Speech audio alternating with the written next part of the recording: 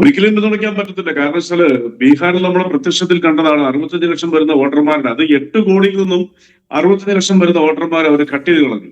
അതിൽ ജീവിച്ചിരിക്കുന്ന പലരുമായിട്ട് രാഹുൽ ഗാന്ധി ഒരു ചായൽ സർക്കാർ നടത്തുന്ന ഗതികേടുണ്ടായി. ഡൽഹിയിൽ ഞങ്ങൾ ജീവിച്ചിരിക്കുന്നു അറിയിക്കാൻ വേണ്ടിയിട്ട് ഈ മരിച്ചുപോയ ആളുകളെയാണ് എന്ന് ഇവർ പറയുന്നവരാണ് കൂട്ടി അദ്ദേഹത്തിന്റെ ഒപ്പം ഡൽഹിയിൽ എത്തിച്ചത്. കൂടാതെ നേരത്തെ നിഷാദ് പറഞ്ഞാലേ ഞാൻ ജീവിച്ചിരിക്കുന്നുള്ളത് തെളിയിക്കാനായിട്ട് ഒരു വ്യക്തിക്ക് സുപ്രീം കോടതിയിൽ പോകേണ്ട വന്നു. ഈ 65 ലക്ഷം വരുന്ന വോട്ടർമാര് വളരെ വ്യക്തമാണ്. അതിൽ BJPക്ക് വോട്ട് ചെയ്യലെന്ന് പ്രതീക്ഷിക്കുന്ന കുറെ ആളുകളെയാണ് അവർ വെട്ടിത്തെറിച്ചിരിക്കുന്നത്. അതിലും ഭയാനകമാണ് നിഷാദ് കേരളത്തിൽ വോട്ടവകാശമുള്ളവരുടെ ലിസ്റ്റ് എടുക്കുകയാണെന്നുണ്ടെങ്കിൽ ഏകദേശം 3 കോടി താഴെ വരും. ആ 3 കോടി താഴെ വരുന്നവരിൽ നിന്നും 52 ലക്ഷത്തോളം വോട്ടർമാരെ കട്ട് ചെയ്ത് കളയാന്നുള്ളത് ഏതാണ്ട് ഉറപ്പായി കഴിഞ്ഞു. ഇപ്പൊ BJPക്ക് ഒരു വാതിൽ തുറന്ന് കേരളത്തിൽ കൊടുക്കാൻ വേണ്ടിയിട്ട് ദേശീയ തലത്തിലാണ് ഈ റിവിഷൻ നടക്കുന്നതെങ്കിലും അതിന്റെ ലക്ഷ്യമെന്ന് പറയുന്നത് നമ്മുടെ വോട്ടവകാശത്തെ കവർന്നെടുക്കുന്ന ഗൂഢലക്ഷ്യം തന്നെയാണ്.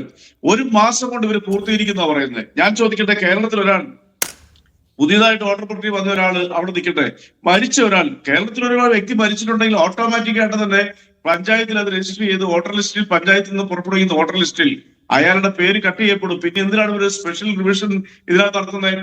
അതിൽ നിന്ന് ഒരു കാര്യം ഉറപ്പായി കഴിഞ്ഞു. രാഹുൽ ഗാന്ധിയും ഇന്ത്യ മുന്നണിയോട് കൂടി ബീഹാറിൽ നടത്തിയ വോട്ടധികാര യാത്രയ്ക്ക് അത് ഇനി ഇന്ത്യ മുഴുവൻ നടത്തുന്ന സാഹചര്യം ഒരു ഗതികെട്ടൊരു ജനതയായിട്ട് ഇന്ത്യ മാറിയിരിക്കുന്നു. ഇപ്പൊ നമ്മുടെയൊക്കെ വോട്ടുകൾ നാളെ ആ വന്ന് പരിശോധിക്കുന്ന ഉദ്യോഗസ്ഥന് സംശയമുണ്ടായെങ്കിൽ ഈ 12 ഡോക്യുമെന്റ്സിനകത്ത് സുപ്രീം കോടതി ഇൻസ്ട്രക്ട് ചെയ്തുകൊണ്ട് മാത്രമാണ് ഇപ്പൊ ആധാർ കാർഡ് വാല്യൂ ആയത്. ബീഹാറിൽ അതില്ലായിരുന്നു. അപ്പൊ നമ്മളെ പോലുള്ളവരുടെ ഏതെങ്കിലും ഒരു സാധാരണക്കാരൻ ഒരു ആധാർ കാർഡിൽ എന്തെങ്കിലും ഒരു ചെറിയ മിസ്റ്റേക്ക് പോലും ഉണ്ടെന്നുണ്ടെങ്കിൽ അയാളുടെ വോട്ട് നഷ്ടപ്പെടും. അത് ഉറപ്പായി കഴിഞ്ഞിരിക്കുന്നു. കേരളത്തിലാണ് ഏതാണ്ട് 1/6 വരുന്ന വോട്ടർമാരുടെ വോട്ടവകാശം കവർന്നെടുക്കുന്നു. ആ ഉദ്യോഗസ്ഥന് തോന്നിയാൽ മതി അയാളുടെ വോട്ടവകാശം നഷ്ടപ്പെടും. പിന്നെ നമ്മൾ അത് തിരിച്ചു കിട്ടണമെങ്കിൽ ഏത് രീതിയിൽ നമുക്ക് തിരിച്ചു കിട്ടും? തിരിച്ചെടുക്കാനുള്ള ഒരു ഓപ്ഷൻ അതിനകത്ത് ഇല്ല. നമ്മൾ കോടതി കയറേണ്ടി വരും. ഒരു കാര്യം ഉറപ്പായി കഴിഞ്ഞു, ഈ രാജ്യത്തിന്റെ ജനാധിപത്യത്തിന്റെ ഫണ്ടമെന്റൽ റൈറ്റ് ആയ വോട്ടെന്ന് പറയുന്ന ഒരു പൗരന്റെ അവകാശത്തെ കവർന്നെടുക്കുന്നു ഈ രാജ്യം. അതിശക്തമായ പ്രക്ഷോഭം രാജ്യത്ത് ഉടനീളം നടക്കണം. ഞാൻ നിഷ്കളങ്ക രൂപിയായ ഒരു ചോദ്യം ചോദിക്കുകയാണ്. അതായത് ഈ വോട്ടർ പട്ടിക പരിഷ്കരണം അല്ലെങ്കിൽ അതിൻ്റെ ശുദ്ധീകരണം എന്ന പ്രോസസ്സ് സത്യത്തിൽ നടക്കേണ്ടുന്ന ഒന്നല്ലേ? കാരണം നമ്മൾ പഞ്ചായത്തുകൾക്ക് മരണ സർട്ടിഫിക്കറ്റ്, അതിനുശേഷം വോട്ടർ പട്ടികയിൽ സ്വാഭാവികം അതൊക്കെ പറയുമ്പോഴും വ്യാജ വോട്ടുകളുടെ ആക്ഷേപം കേരളത്തിൽ പോലും നമ്മൾ നിരന്തരമായി കേൾക്കുന്ന ഒന്നാണ്. തെരഞ്ഞെടുപ്പ് സമയത്ത് ഏജന്റുമാർ വ്യാജ വോട്ടുകളെ പിടിക്കുന്നത് നമ്മൾ കാണുന്നതാണ്. അങ്ങോട്ടും ഇങ്ങോട്ടും ആക്ഷേപം ഉന്നയിക്കാറുണ്ടല്ലോ എല്ലാവരും, നിങ്ങളും അവരും എല്ലാം. അപ്പോൾ അതുകൊണ്ട് വോട്ടർ പട്ടിക ക്ലീൻ ആണോ എന്ന് ഇടയ്ക്കിടയ്ക്ക് പരിശോധിക്കുക സമയബന്ധിതമായി. അപ്പോൾ അത് വേണ്ടതല്ലേ? അതോ അതിനപ്പുറം നിങ്ങളുടെ പ്രശ്നം എന്താണ്? തെരഞ്ഞെടുപ്പ് കമ്മീഷന് വിശ്വാസ്യതയില്ലാതെ അവർ മുഖം കുനിച്ച് നിൽക്കുന്ന ഒരു സന്ദർഭത്തിൽ നടക്കുന്ന ഏത് പ്രോസസ്സും ദുരൂഹമായിരിക്കുമെന്നാണോ? അല്ല, അത് വളരെ വിസിബിൾ ആയിട്ട് തന്നെ നമ്മുടെ മുമ്പിൽ 1 മാസമായിട്ടുണ്ടല്ലോ. ഇന്ത്യ എന്ന് പറയുന്ന മഹാരാജ്യത്തിന്റെ മുമ്പിൽ ബീഹാറിൽ നടത്തിയ വോട്ട് തട്ടിപ്പ്, വോട്ട് കട്ട് ചെയ്ത, വോട്ടിനെ ചോറ് ചെയ്ത സംഭവം നമ്മളിലുണ്ട്. ഇപ്പൊ വോട്ടർ പട്ടിക ശുദ്ധീകരിക്കുക, പരിഷ്കരിക്കുക എന്നുള്ളതിനകത്ത് തെറ്റൊന്നുമില്ല.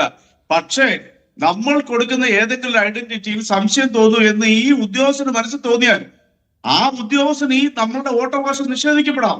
അവിടാണ് പ്രശ്നം. അതല്ലേ ഈ രാജ്യത്തെ വോട്ട് കവർന്നുകൊണ്ടിരിക്കുന്നത്. അല്ലെങ്കിൽ ഇന്ന് വരെ ഇന്ത്യയിൽ ഇങ്ങനെ ഒരു സംഭവം ഉണ്ടായിട്ടുണ്ടോ? നോക്കൂ, എന്താണ് ബീഹാറിൽ സംഭവിച്ചിരിക്കുന്നത്. ബീഹാറിൽ ലക്ഷക്കണക്കിന് വരുന്ന ഒരു ന്യൂനപക്ഷ വിഭാഗത്തിലെ ജനങ്ങളെ ആ ബീഹാറിൽ നിന്ന് തെരഞ്ഞെടുത്ത് അവരുടെ വോട്ടവകാശം നിഷേധിച്ചിരിക്കുകയാണ്.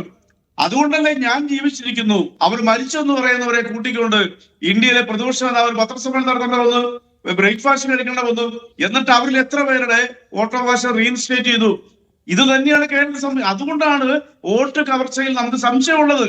നമ്മളുടെ ഇപ്പൊ എന്റെ വോട്ട് എന്റെ വീട്ടിൽ വന്ന് BLO വരുന്ന ചോദ്യം ചോദിക്കുമ്പോൾ ഒരു പ്രായം ചെന്ന ആളാണ് എന്റെ വീട്ടിലുള്ളത്. ആ സമയത്ത് ആ ഉദ്യോഗസ്ഥന് തോന്നുവാണ് ഇത് ശരിയല്ല എന്ന് തോന്നിക്കഴിഞ്ഞാൽ എന്റെ വോട്ടവകാശം പോയി. എനിക്ക് പിന്നെ അത് റീകളക്ട് ചെയ്ത് കൊണ്ടുവരാനുള്ള സമയമില്ല.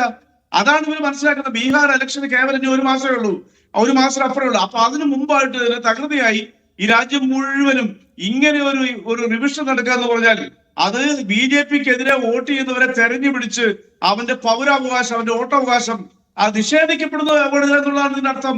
അതുകൊണ്ടാണ് ഈ ആശങ്ക, അതിലൊരു സംശയമില്ല. പൊളിറ്റിക്കൽ പാർട്ടികൾക്ക് വിജിലുണ്ടായിരുന്നു കൂടെ. പൊളിറ്റിക്കൽ പാർട്ടികൾക്ക് ഈ പ്രോസസ്സിൽ പങ്കാളിയാകാമല്ലോ. കേരളം പോലെ ഒരു സ്ഥലത്ത്, ഇപ്പൊ ബീഹാറിൽ നമുക്കറിയാവുന്നത് പോലെ ആളുകൾക്ക് വലിയ നിരക്ഷരതയുണ്ട്, സാമൂഹികമായ പരിതാപകരമായ അവസ്ഥയുണ്ട്.